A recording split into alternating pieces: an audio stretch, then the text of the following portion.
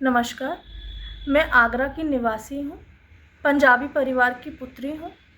कुछ महीनों से मेरे घरवालों और मुझ पे दबाव बनाया जा रहा था कि मैं पूर्व राज्य मंत्री उदयभान सिंह चौधरी के नाती के साथ शादी करूं।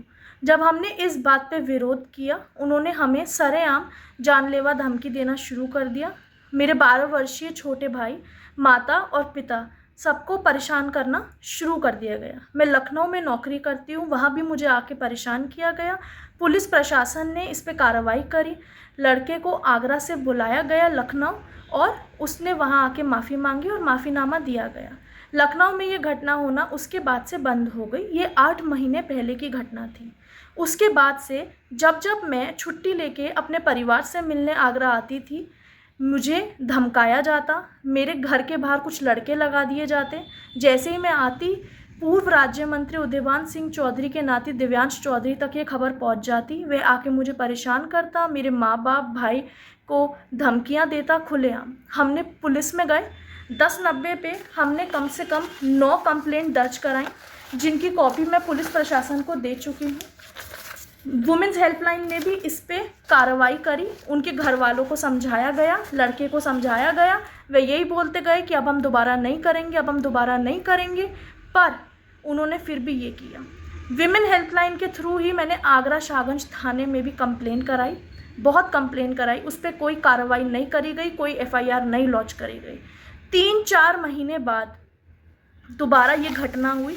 उसके बाद भी हमने पुलिस को बुलाया कि कोई किसी की गाड़ी हमारे घर के बाहर खड़ी है जो कि हमें जानलेवा धमकी दे रही है, आइए। वो आए 10-15 मिनट बाद, तब तक वह गाड़ी वहाँ से जा चुकी थी। उन्होंने कुछ देर बाद बोला कि ऐसी कोई गाड़ी हमें नहीं दिखी। सीसीटीवी फुटेज भी हमने बहुत बार उनके साथ शेयर की है, पर उन्होंने बोला कि इसमें हमें कोई नहीं दिख रहा है, हम ऐसे कैसे किसी को पकड़ लें। 15 तारीख को जब मैं अपने पिता के साथ रेलवे स्टेशन से अपने घर आ रही थी, दिव्यांश चौधरी जो नाती हैं पूर्व राज्य मंत्री के, उन्होंने मेरे और मेरे पिता को जान से मारने की कोशिश करी। मेरे को सबसे पहले टक्कर मारी, मैं 3 पलटी खाते हुए रोड के दूसरे किनारे की तरफ गिर गई। मेरे पिता को टक्कर मारी, उनको चोट आई। जब वहाँ पे लोग इकट्ठे हुए, हमारे कॉलोनी के लोग इकट्ठे हो गए, पब्लिक इकट्ठी हो गई। उसके बाद मीडिया आई। 25 मिनट लग गए पुलिस को आने में, जबकि यहाँ से हमारा थाना 1 किलोमीटर भी दूर नहीं है। एफआईआर लॉन्च करी गई 3 घंटे बाद। आज 7 दिन हो गए हैं। एफआईआर का नंबर है 0200। ये 16 तारीख की रात में, या हम कहें 15 तारीख की रात में, दिनांक 16/4/24 को 1:35 रात को दर्ज करी गई, जिसमें आईपीसी सेक्शन धारा 307 और 506 लगी है। पर इस पे अभी तक कोई कार्रवाई नहीं हुई, सिर्फ दिखावा हो रहा है। लड़का पकड़ना तो बहुत दूर की बात है, अभी तक उसकी गाड़ी भी नहीं पकड़ी गई है। 2 महीने पहले एक और एफआईआर करी गई, जिसमें जान से मारने की धमकी, मारपीट का केस लगाया मेरे पिताजी के साथ। उसका दिनांक है 26/2/24। एफआईआर नंबर है 0117। धाराएं हैं 341, 323, 504, 506। इस पर कोई कार्रवाई नहीं करी गई हो, और मजाल है कि उसको एक भी बार थाने तक बुलाया गया हो कार्रवाई करने। कोई कार्रवाई इसमें नहीं करी गई। उसके बाद विमेंस हेल्पलाइन, 2-2 एफआईआर, 2-2 माफ़ीनामे, एक आगरा में, एक लखनऊ में, कोई कार्रवाई नहीं, कुछ नहीं। इतना बड़ा हादसा होने के बाद पूर्व राज्य मंत्री उदयभान सिंह चौधरी ने अपने बड़े बेटे संजीव पाल के साथ प्रेस कॉन्फ्रेंस बुला के मुझे मानहानि पहुंचाने की कोशिश करी। मेरे बारे में गलत शब्दों का प्रयोग किया, अश्लील शब्दों का प्रयोग किया, और मेरी चेहरे की तस्वीर मीडिया को छापने के लिए अखबार में दे दी गई। मेरा नाम और मेरी तस्वीरें दे दी गई, खुली प्रेस कॉन्फ्रेंस बुला के पब्लिक के सामने, जो वीडियो हम पे मौजूद है, दे दी गई, और बोला गया कि इसको बदनाम करिए और इसकी फ़ोटो छापिए। गलत शब्द, अश्लील शब्दों का प्रयोग किया गया संजीव पाल, उनके बड़े बेटे, और खुद हमारे बीजेपी के पूर्व राज्य मंत्री उदयभान सिंह चौधरी ने। इस बात से पुलिस प्रशासन को कोई फ़र्क नहीं पड़ता कि लड़का अभी तक पकड़ा नहीं गया है।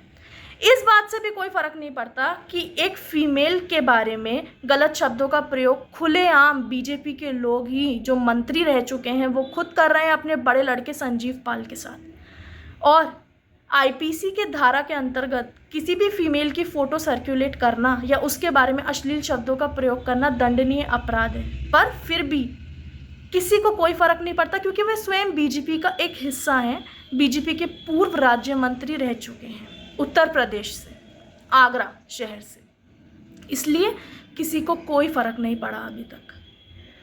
बुलडोज़र बाबा सीएम योगी आदित्यनाथ, आप कहते हैं कि अगर हमारी नारी के साथ कुछ भी गलत होगा हम बुलडोज़र चढ़ा देंगे, पर क्या अगर वे आपके बीजेपी के सदस्य होंगे तो आप कुछ नहीं करेंगे? खुलेआम उनका नाती आके हम पे गाड़ी चढ़ा देगा, हमें कुचल देगा, मेरा आत्मसम्मान, करियर, मेरी ज़िंदगी सब ख़त्म कर देगा, इतना दबाव बनाएगा कि मैं अपने साथ कुछ गलत कर लूँ। क्या तब भी आप पूर्व राज्य मंत्री उदयभान सिंह चौधरी, उनके बड़े बेटे संजीव पाल को कुछ नहीं कहेंगे? वो सरेआम कुछ भी मीडिया में मेरे बारे में गलत अश्लील शब्दों का प्रयोग करेंगे और मेरी फ़ोटोज़ भी सर्कुलेट करेंगे। क्या आप फिर भी उनसे कुछ नहीं बोलेंगे? इस बात से प्रशासन को कोई फ़र्क नहीं पड़ता कि अभी तक उनका नाती नहीं पकड़ा गया है?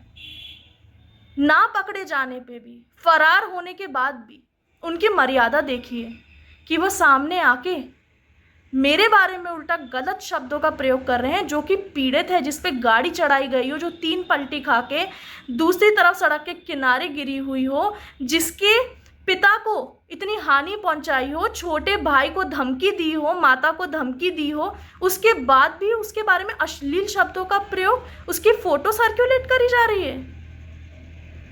मीडिया पे दबाव बनाया जा रहा है कि उसकी फ़ोटो को छापिए, उसका चेहरा सामने लाइए, उसका नाम सामने लाइए।